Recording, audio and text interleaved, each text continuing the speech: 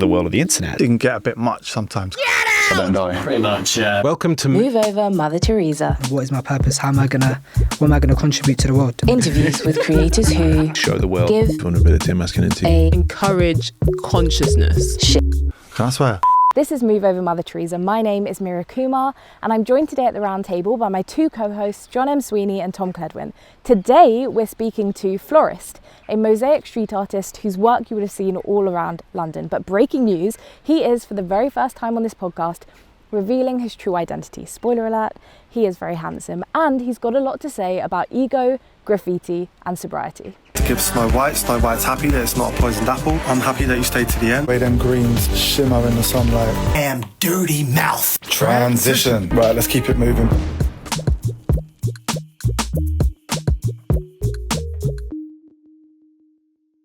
So do you see your mosaics now as part of graffiti culture? That's a good question. No, I don't know. The graffiti culture is really like political. Yeah. They're a funny bunch. And although I love graffiti, I don't love it. I like it. I used to love it. Yeah. But I've met a few of my heroes now in that world and you're a bit like, oh, a bit odd. But yeah, if I'm honest. It's weird because you see like this beautiful art, super colourful, super playful, maybe got characters in it and stuff. And you're just like, it's funny because the people that do that, I expect them to be like geeky artists. I don't know really what I expected, but actually they're quite, it's quite a challenging world for them. You know, they're breaking the law. They usually like form crews and they don't like each other and stuff. So I was a bit like, it's a bit, not for me.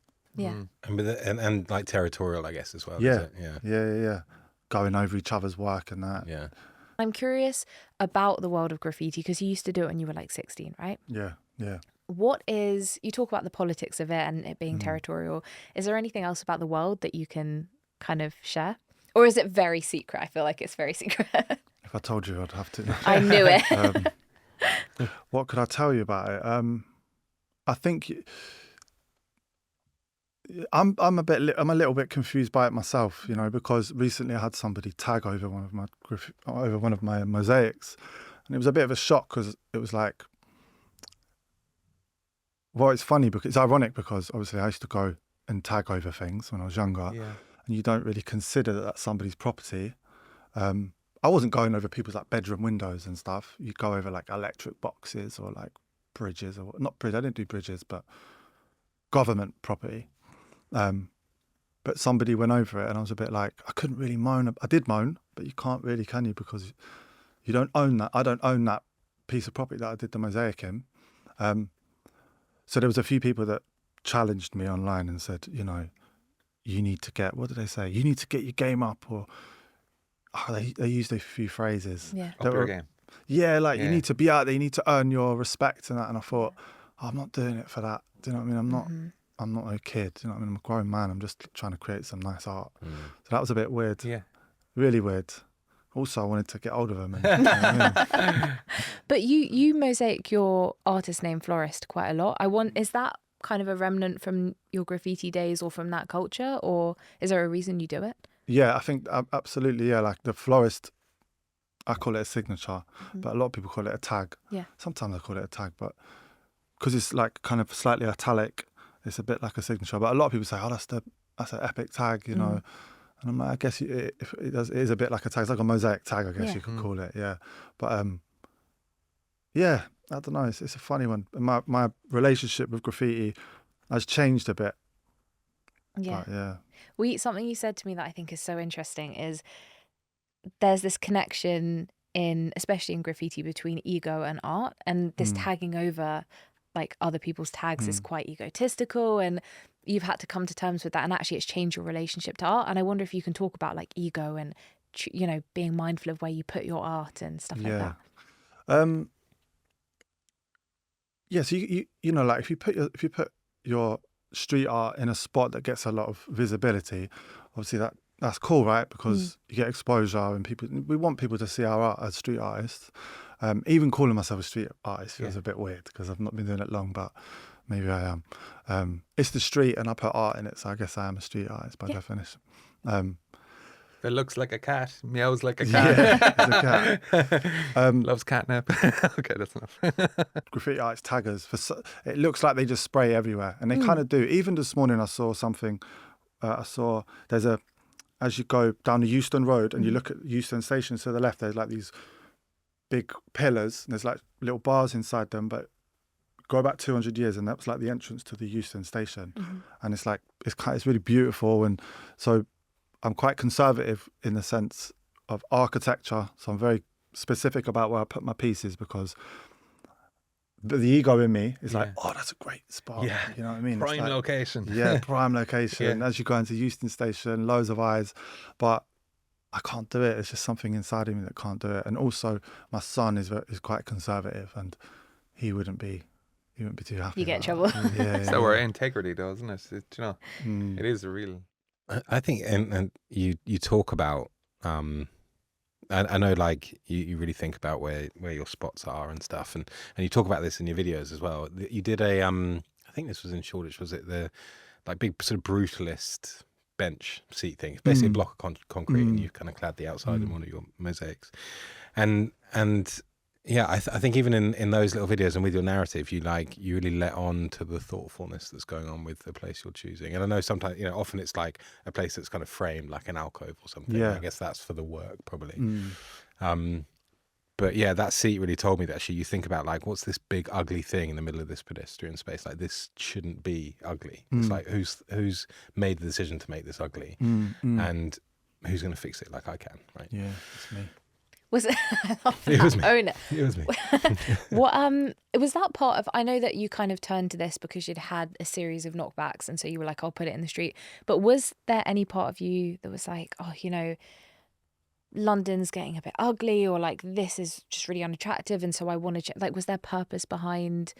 Yeah, that? yeah, it was. So a while back, I read this, like a report. It was like an article on how colour had been stripped away from so many mediums and from society. Like, they showed examples of like McDonald's in the 80s and McDonald's now.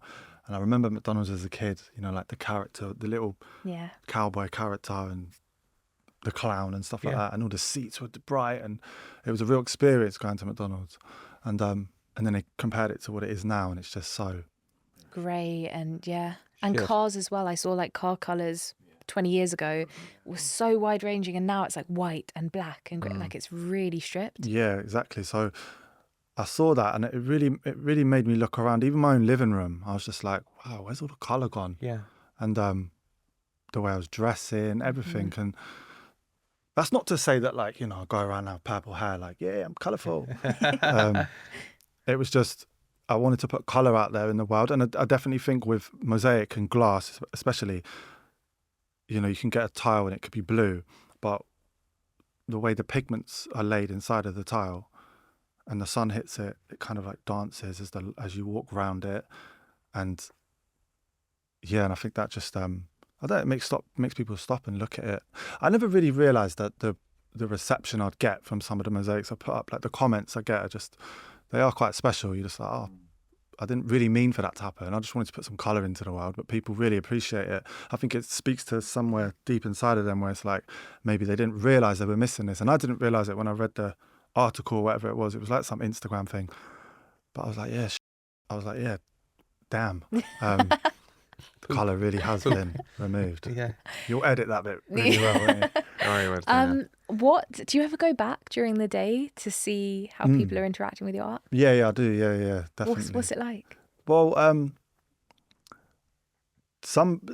did one the other day where I did like this Snow White, and I love the that witch one with the yeah. witches. Like, Yeah, it's yeah. so good. It's black, so every time you can see the mosaic here now, I'm having to get my light out. But look, I installed it was a success. So this is it. The witch is holding the Florist signature, which she's going to give Snow White. Snow White's happy that it's not a poisoned apple. So I went to the park where I did it, and there was like people walking their dogs.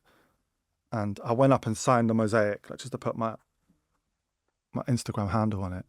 And then some people saw me do it, and they came over and they were like, "Oh, did you do that mosaic?" And I was like, "No, why do you think I did that?" And just vandalising it. Yeah, tagging over it. And they said, "Oh, we live in them flats where you did it." So that wall was a bit of a struggle for me because it is a beautiful building. Was it an old church or something? Yes, it wasn't a church. It didn't put it on a church. Yeah, but it kind of looks like that, right? The window, at least. It does. I did it, and the people that lived in that block loved it. They were like, "Oh, it's amazing." Apparently, the guy that lives there is like some surfer guy who rents it out, and he loves it. So yeah, that was nice. You know, they were walking their dogs, and one woman said, "I don't know what it says, what she's holding, but I like it." I was like, "It's Florist." Yeah.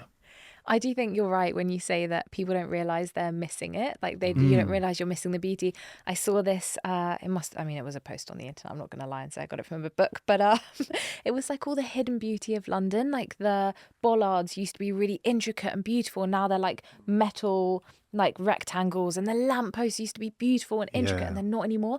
And we've lost like beauty for beauty's sake. Now it's like, this is practical, this is what it should be, but actually like we're missing all the stuff that makes it feel like makes you feel something, anything. So that's what I really see when I see your art. Were you always creative like as a kid, or is this something that you've just started? No, I was always creative. Yeah, always creative with many things. Lying to my mum. That was the first one. Same. Where'd you get that money from? But, no, I was creative. I did graffiti. I used to draw a lot.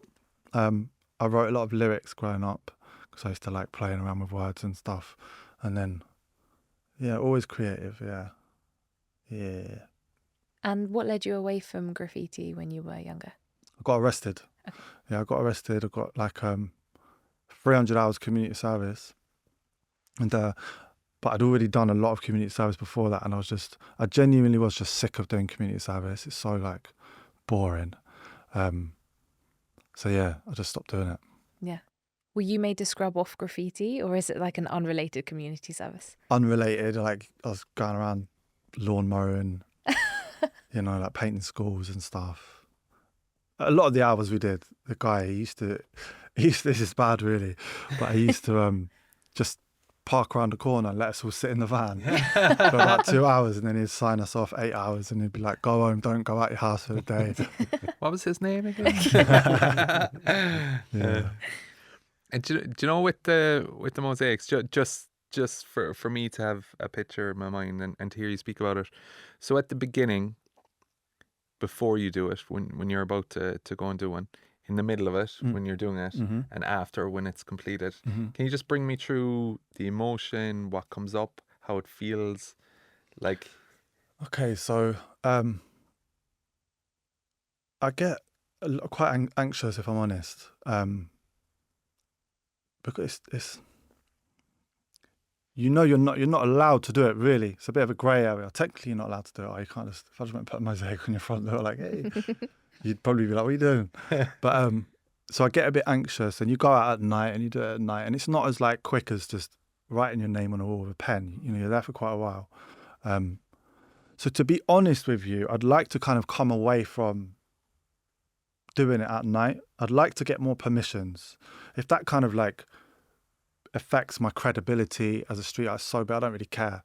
I'm not trying to do this to be cool. I just do it because it helps me with my mental health, and if people enjoy it, which they seem to, then. So, yeah, it can be quite anxiety inducing because I used to go out a lot, at night, if I'm honest with you, and be up at all night and stuff like that. So it gives me a little bit of like a euphoric recall, but it's not euphoria. It's almost like the opposite. It affects my sleep and stuff because I spent so many nights awake through the night when I was growing up, like doing all-nighters for many days in a row. It's kind of like messed with my head a little bit. So going out at night, I don't do it. I never go out at night because I like to just chill indoors and be indoors, watch a series or whatever. I'm pretty normal now. So going out, it kind of makes me a bit, I don't like it. It's weird. Yeah. If I'm honest with you.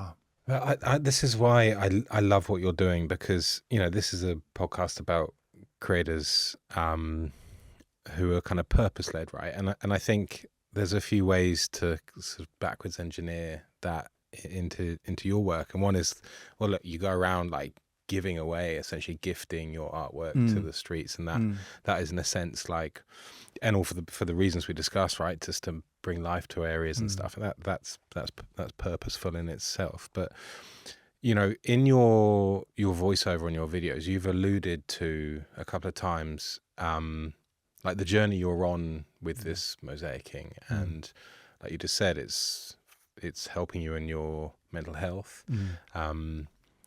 You've been sober for a couple of years now as well, and this feels like it's a big part of like supporting you on that as well. Yeah. And I think, you know, I love that message. You know, I love that there's someone out there doing some amazing stuff, and that, albeit like not, you know, you're not saying it loud and clear, but you know, you're clearly doing this stuff for some amazing reasons personally as well as the creative expression. Yeah.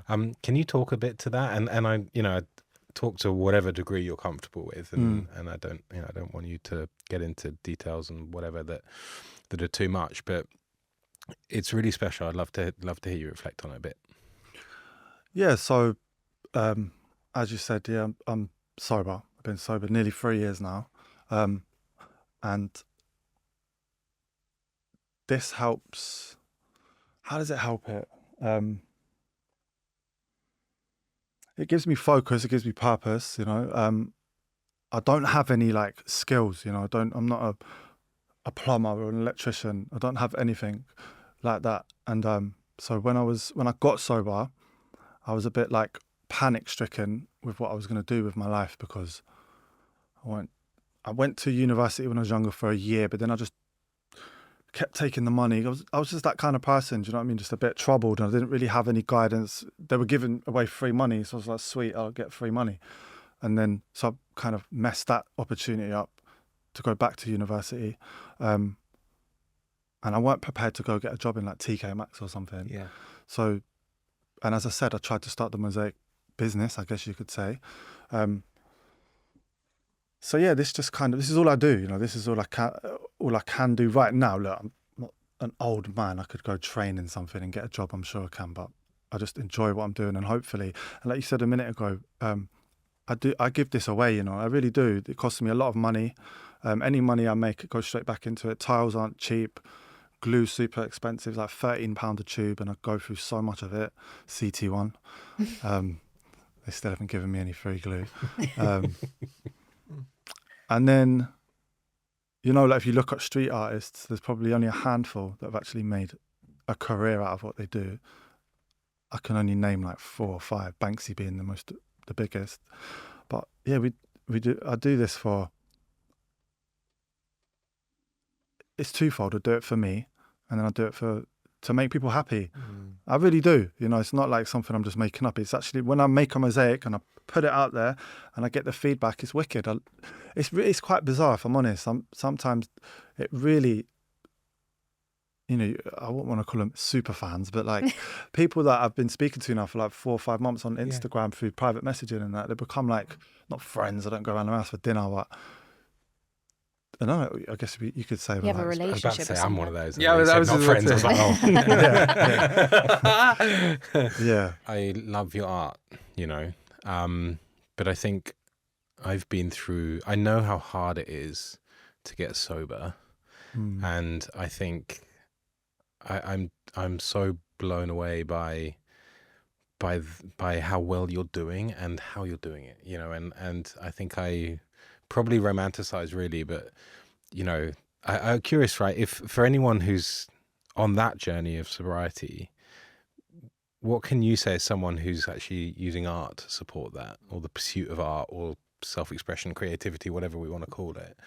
Like, what advice would you give to people who are going through the challenge of getting sober, in terms of the role that art and creativity can play? Because I think that's the thing that really like touches me deep down, of just like I'm in awe of, and I feel amazing about the world, that art can be something that helps you on a journey like that, as well as everything else. What would I say? Well, you know, I listened to this podcast the other day about this guy who's a priest, and he said, he was talking about how being creative is about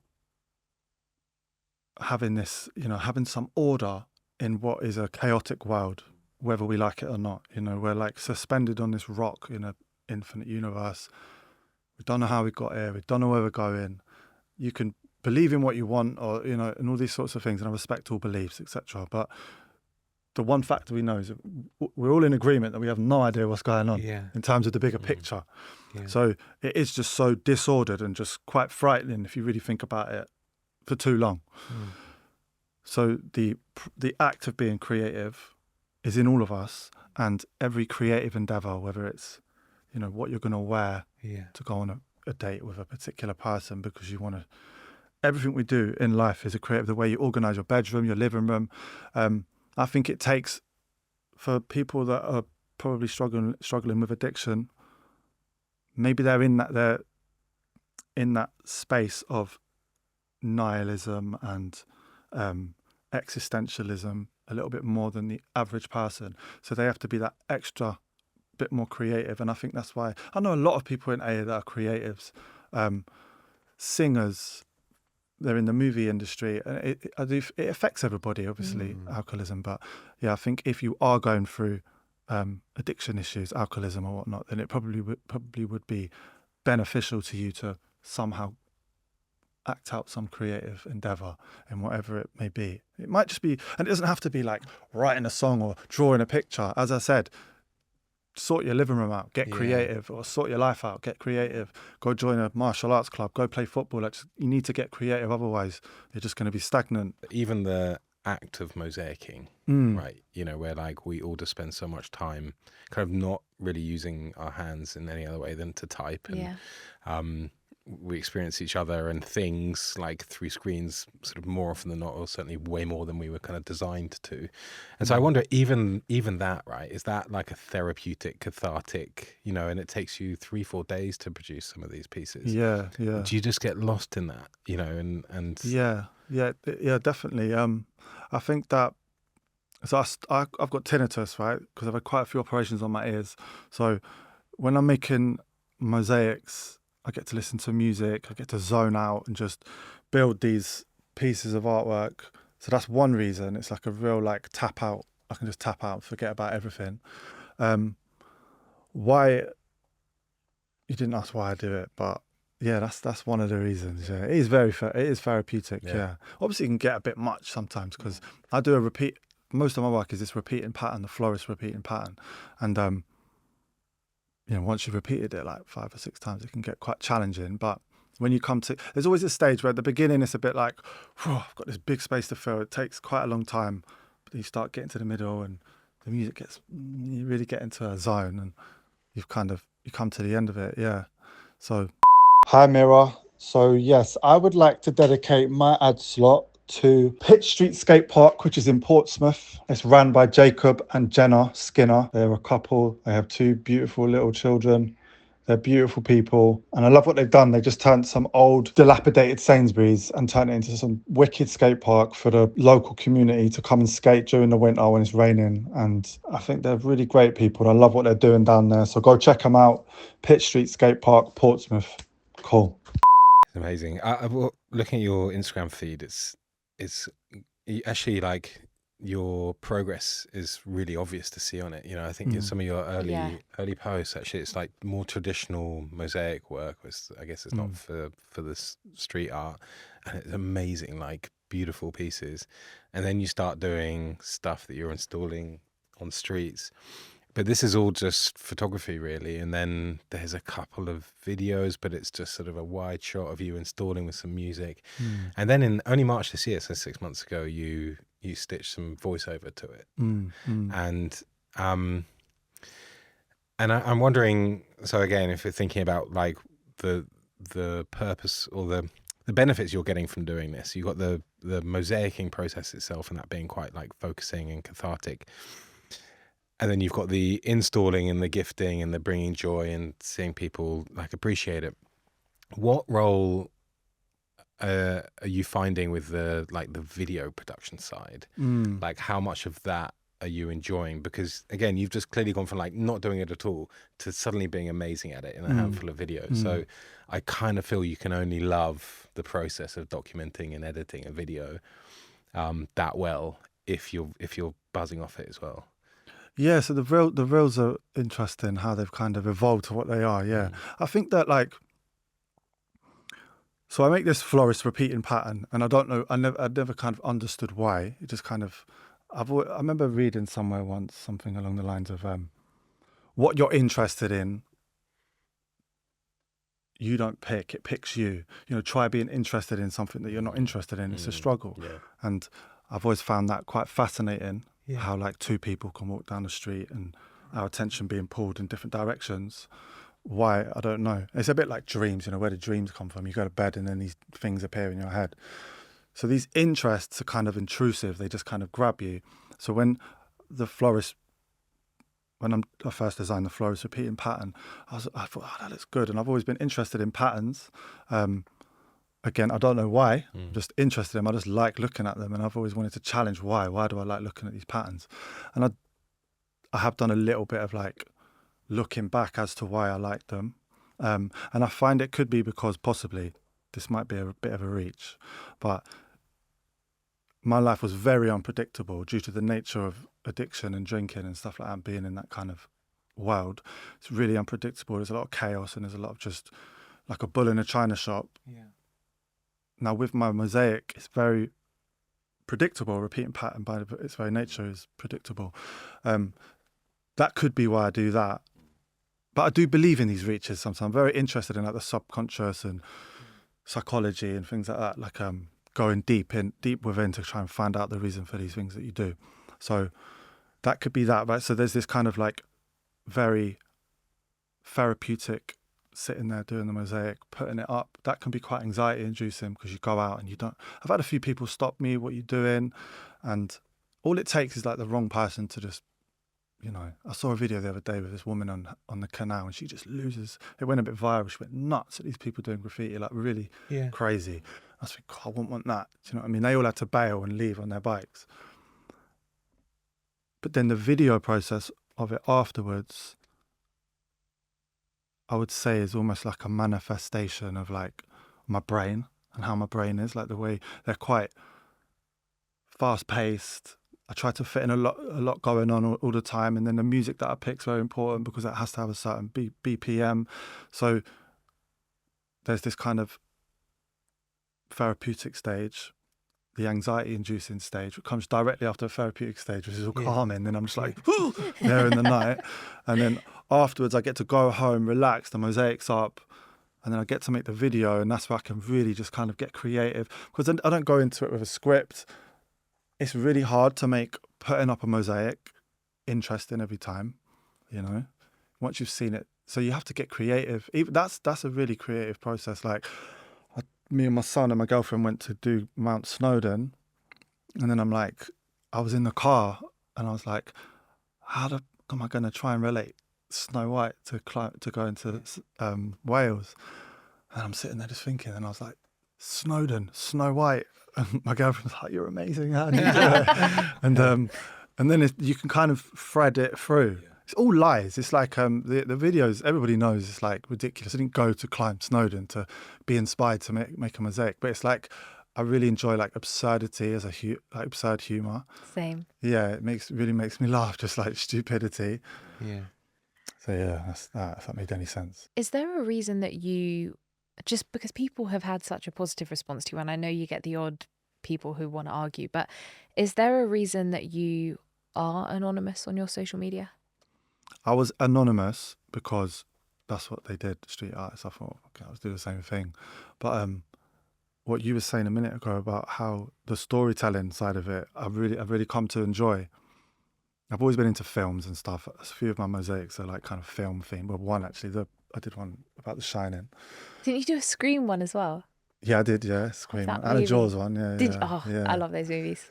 Going back, I wish if I did the reels then, I would have made them a bit funnier. Yeah. But so then I thought to myself, what would be really interesting to do, to vlog and go out into Europe and put street art up and kind of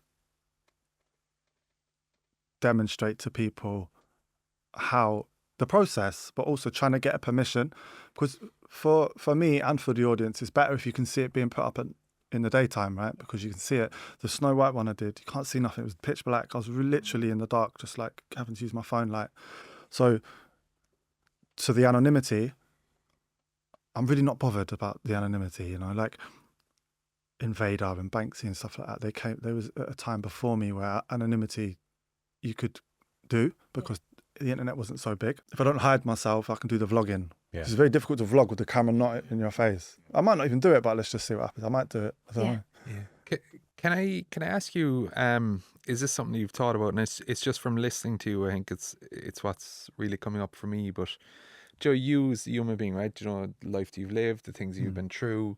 Do you know why you're doing what you're doing now? Do you know, like, do you realize that can actually be like an inspiration to other people as well, and that, like, do you know, like that's a really purposeful thing that you're doing, like to even, you know, to be this person who other people can look to and go, do you know what, this is what I care about. This is meaningful work. Like, do you ever think about it like that? And if you do, is it a struggle to think about it like that?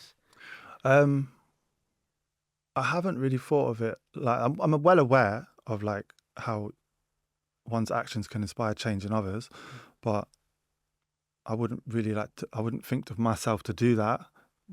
If I do, that would be amazing, you know. But that would be if I did inspire someone to change, that would be amazing. But we'll see. So you're saying if it does, right? Yeah. I mean, I very much think it does, and I think as you go along in this journey, it's going to happen even more. But how will that sit with you, like deep inside, knowing that somebody's watching you and that they might find inspiration? Not anything around mosaics, but just to be even 1% more of them. Like, how does that sit with you when you think about it? I think over everything, that would be the most important thing to me.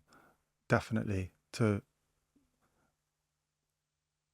if I could get to know that person as well, like if I got into a conversation with that person and helped them, it would mean more to me if I kind of could have contact with that person and help them, or contact with people and help them. Like, so I'm in AA, and we help people in AA. We have to, because otherwise, you know, you've got to help others in order to keep what you've got. So it would sit very well with me. You know, it would mean the world to me to help someone change. And if I did that, it'd be an honor. Yeah, it'd be an amazing thing to do. So yeah. With your journey, I always find AA like interesting. I've not gone through the program myself, but you're sort of generally in a group with, you'll see the same faces and get to know the same people through that journey, and often like it's people whose timings have overlapped with you, who might have got sober. So I'm just curious, like, with your journey over the last couple of years, how's it sort of mapped up against other people you've met in the program, and does that, you know, do you find yourself talking about your mosaicing like openly, as in terms of like how you're keeping busy? And I just wonder if you kind of credit mosaicing to your sobriety in any way, like to others going through the same thing. 100%. Yeah, everything is down to Alcoholics Anonymous. 100%. Yeah, before it, I didn't have anything, you know. By joining AA, it gave me a community of people that were like me, because you feel quite isolated when you're in addiction and you're drinking and stuff like that in that world. And I've met the best people in AA, like 100%, like just incredible people, and they've become like my friends now, you know. I go boxing training with one guy from AA, he's a legend. His wife is a really good friend of mine, and I've met some people that are like 10, 15 years older than me that have become role models to me. They're not perfect, these people, you know what I mean? But who is? Yeah, who is? But yeah, for 100%, everything I've got in my life today is because of that. It's because of me stepping through them doors and being like, right, I have to face the demons now and make some changes. And that was a difficult process, you know. Yeah, it was a difficult process. I was in like a homeless hostel for like 6 months, and I was in a tent before that in Shoreditch Park, and it was brutal. Yeah, it was a difficult time. I had to really have a look at myself and make some changes. But I've done all that now, and now I'm kind of reaping the rewards, and I'm on a podcast, so yeah, doesn't get better than this. Is this the next step on your journey? So, like, you know, obviously everything that AA has given you, but like of what you're doing, so your anonymity. I can't pronounce it. Anonymity. Is kind of going now. You're going to kind of come out. Like, is that the community that you're hoping? Not even hoping, but is this subconsciously happening that you're going to create this community now in the world of what it is that you love? Like you said, you would love for people to reach out to you and tell you if it's been inspiring. You would love for your work to be more publicly kind of seen. Do you know, like, is that something in the journey that you're on that maybe even haven't realised is actually starting to happen? Yeah, I think so. Yeah. Like, it's interesting what you said there about maybe you haven't realised. I think like sometimes we do these things in the moment, Yeah.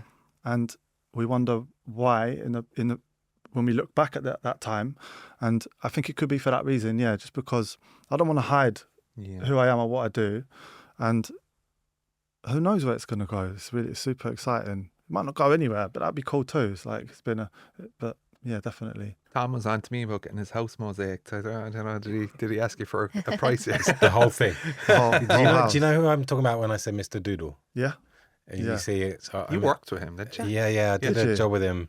Just the most curious guy. So he's doodles literally everywhere. He's got a very specific doodling He's style. amazing. Yeah. Love And him. he wears this suit, which is a doodle pattern suit. And even like out of the job, we went out for dinner and stuff, like still the same. You know, that is him through and through. This Doodling on the table. The waitress Yeah. came over. He started Doodling doodling. on it. Yeah, very much. But he said, my dream is to buy a house and to doodle every single bit of it. And then like I forgot about this. And then 2 years later, He did it, there's didn't this he? video on Instagram, and frankly everywhere else. He bought this big 5-bedroom house in, I want to say like Margate or somewhere, and he doodled every square inch of it, and it's a time lapse of him. I mean, you have to love it to do that and then live in that house. Well, he's so- he's since spoken about how like it's kind of broke him, and Oh, is it? it did look like at some No. stage, like even with the idea, like it sounds kind of cool, but you know, you can't help, you got to be obsessive. But so a full house in mosaic, not going to be the most comfortable thing, is it? Yeah. Maybe that might be a bit of a stretch for a house. Yeah, I think avoid that. Yeah. One thing that I really love about you is that you... Just one thing only. Is that what you're saying? One. Just this one thing. He's very good. I mean, this little thing. is that I'm like quite a planner, and it's to my detriment sometimes, is that I'll sit there and I'll strategize and I'll still go and do the thing, but I could have done the thing with a lot less strategy and planning. Yeah. And what I love about you is that first of all, that's rude, is that you feel like you want to do something. You feel like an artist name is calling you. You feel like you want to make this piece or do this thing, and you'll go and do it. And then later you reflect on why that was. Yeah. And I actually think it's a way that's deeply uncomfortable for me to work, but I wish I could be more like that, because I think when something excites you in that moment, you should act on it, because I do believe that there's like something in the universe telling you like, here's an idea, it excites you, go and like act on it. Don't wait until it doesn't excite you anymore. Yeah. Like it's kind of like the universe is giving you this gift to go and do something amazing. And so I've always really liked that about you, that you just go and do it. Thank you. Yeah, I guess see, I don't plan anything. And I wish I could plan, I wish I could, but I just can't do it. We should spend a week together. I know. Yeah. I know. I mean, you're not going to get any help from that, John, unfortunately. There. Yeah, they're not planners. We're as impulsive as it gets. What's the saying? It's easier to ask for forgiveness than is permission. Yeah. I think it's a much better way of living. Like, Yeah. That's how I've got to live with the street art. Just do it, and then hopefully people forgive me. You were one of our Drop Dead Generous grantees. So you submitted an amazing idea where basically you're going to put the money, so it's a $500 grant, 380 quid, towards the cost to do a piece of art, and then to sell that, and with those proceeds go on a bit of a journey you want to go on. Can you tell us about this trip you want to take and why? Yeah, so I would love to. It's been a dream of mine for a while. Like, I'd love to travel. That'd be wicked to travel with this. I want to go into Europe. I've kind of refined the idea a little bit more to the home of mosaic, which would be in Italy. So I only use Italian tiles. Yeah. So I'd love to travel the length and breadth. Is that what it's called? Breadth of Italy, and put up mosaic street. I think it would be well received there because they love mosaic. Yeah. I've got some cool ideas floating around in my head, and that's definitely be a dream of mine, just to kind of see what people love it here, but just to see what the reception would be like in Italy. I think it would bring a lot of smiles to a lot of people's faces, and that's why I want to do it. We're going to try and get out to join you for a bit of that. I think whenever really? it happens. Yeah, we should, shouldn't we? I mean, yeah. Or I should if you guys don't want to go. Yeah, no, sounds like a plan to me. No, Come out on an Insta, all of us at night. Yeah. No, it just feels special, you know. Again, like taking one thing, a small amount of money, trying to turn it into something bigger, to go on this like pilgrimage to the home of mosaics, gifting art along the way. It's just I'd love to do that. Such an amazing story. I'd hate to miss it. Yeah. How's your Italian? Oui.